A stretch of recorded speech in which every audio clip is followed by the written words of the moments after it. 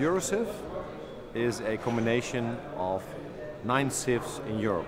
A SIF is a responsible and sustainable investment forum, gathering all kinds of parties that are interested in sustainable investment.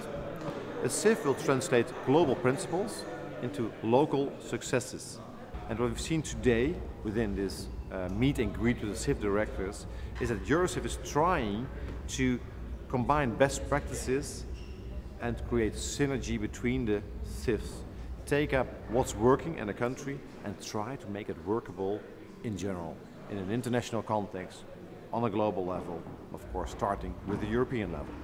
EuroSIF just released its 5th edition of its Pan-European SRI market study, which basically means that this study has been in existence for almost 10 years. And there are a couple of things I can highlight from the report. First thing is that all the strategies we measured, all responsible investment strategies, have grown, and they've actually outgrown the market as a whole. There's actually 4 strategies that have grown at a compounded annual growth rate of more than 35%, whereas the market has grown by a bit less than 10% over the past 2 years, basically. The second finding is that exclusion strategies are now the most prominent, the most common strategy in Europe, with 3.8 trillion euros in assets. And the fastest growing strategy since 2009 is the norms-based strategy that we actually started to measure 2 years ago. It's grown at by 137% since 2009.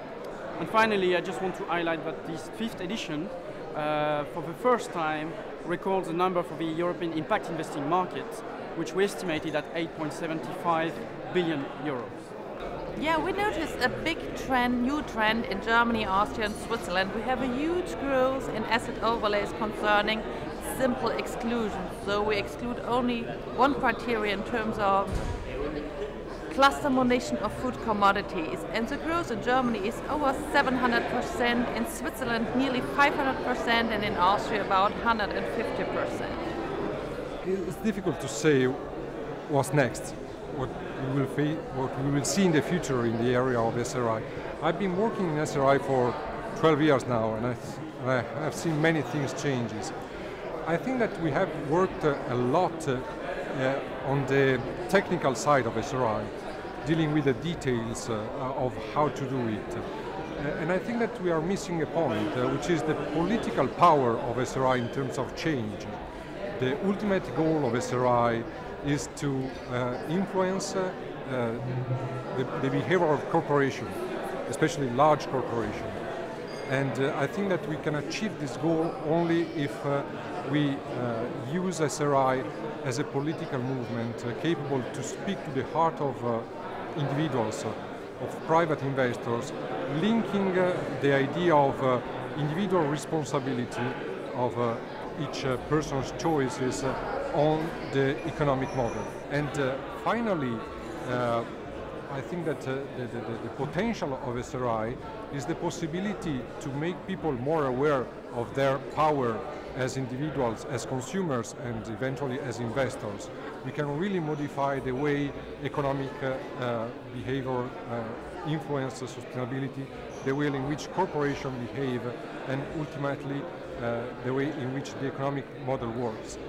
In Belgium, BelSIF has worked together very closely with Febelfin, the Belgian Financial Industry Federation, on creating minimum standards which need to be met by all the SRI investment funds commercialized on the Belgian market. And that is a very huge achievement we have realized.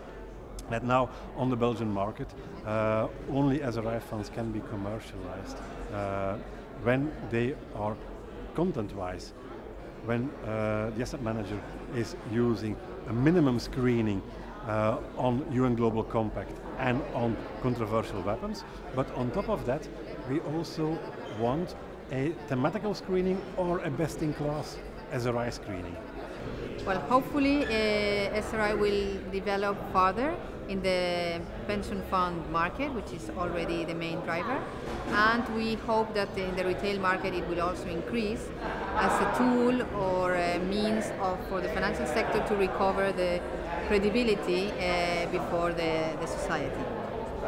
It's a a very huge program because we are on a starting point. If we want to educate very strongly people to invest in this type of product, we need to educate people strongly.